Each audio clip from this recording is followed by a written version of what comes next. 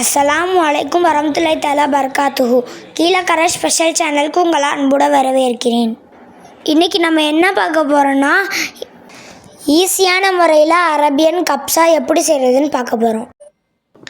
சிக்கனில் தொடையோடு இருக்கிற 4 லெக் பீஸை எடுத்துக்கிறோங்க. நைட்டே நல்லா கழுவிட்டு மசாலா போட்டு பிரட்டி ஃப்ரிட்ஜில் வச்சுக்கிறோங்க. நாங்கள் சவுதியில் உள்ள கப்ஸா மசாலா யூஸ் பண்ணுறோம். உங்கள்கிட்ட இருக்கிற மசாலாவை நீங்கள் யூஸ் பண்ணிக்க.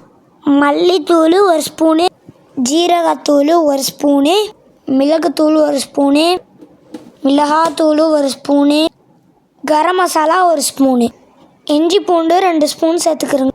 1/2 கப்பு தயிர் சேர்த்துக்கிறோங்க. உப்பு போட்டு நல்லா பிரட்டிக்கிறோங்க. பிரட்டி ஃப்ரிட்ஜில் வச்சுருங்க.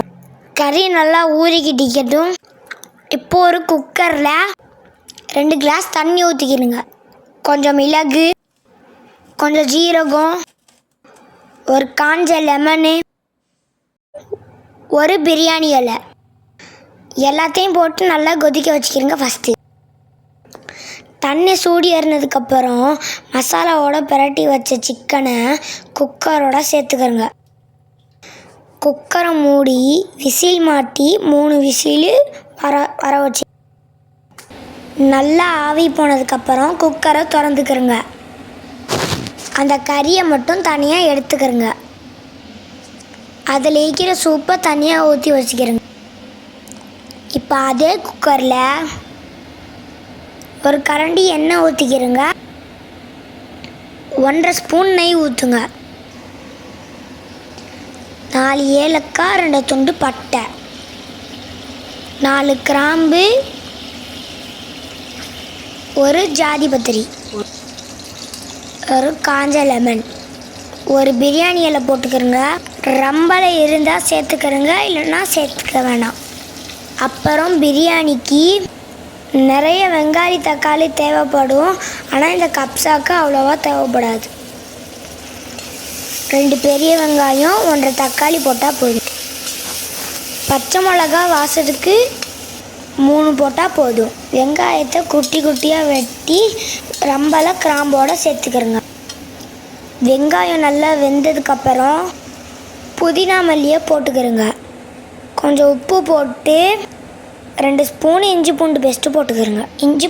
இஞ்சி பூண்டு பேஸ்ட்டு பச்சை வாசனை போனதுக்கப்புறம் தக்காளியை குட்டி குட்டியாக வெட்டி போட்டுக்கிறோங்க. தக்காளி வேகிறதுக்கு கொஞ்சமாக உப்பு சேர்த்துக்கிறோங்க. தக்காளி நல்லா வெந்ததுக்கப்புறம் 3 பச்சை மிளகாயை சேர்த்துக்கிறோங்க. 1 கப்பு பிரியாணி அரிசிக்கு 1/2 கப்பு தண்ணி ஊற்றுறோம். 2 கப்பு பிரியாணி அரிசிக்கு 3 கப்பு தண்ணி ஊற்றுறோம். நம்ம சிக்கன்லேருந்து சூப் எடுத்தோம்ல, அதை வெங்காயம் தக்காளியோட சேர்த்துக்கிறோம். 3 கப்பு அளந்து சேர்த்துக்கிறோங்க. பிரியாணி அரிசியை நல்லா கழுவிட்டு ஊற வச்சுக்கிறோங்க 1/2 மணி நேரம்.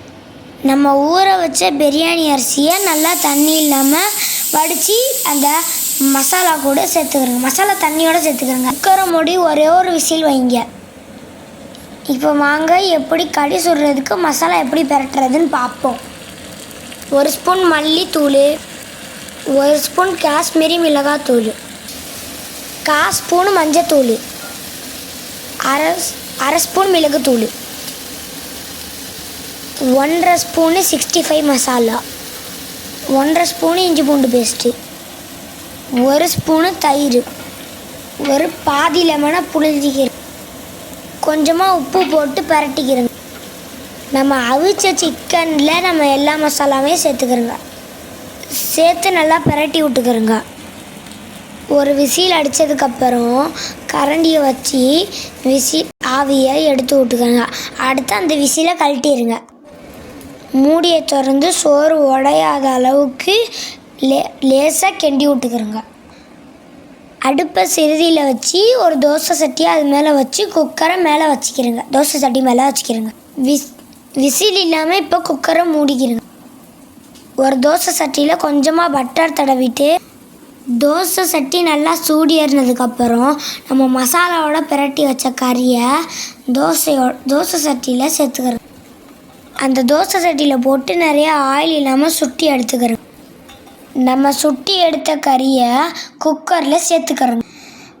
குக்கரில் கறியை அடுக்கி வச்சதுக்கப்புறம் அது மேலே ஃபாயில் பேப்பர் வச்சு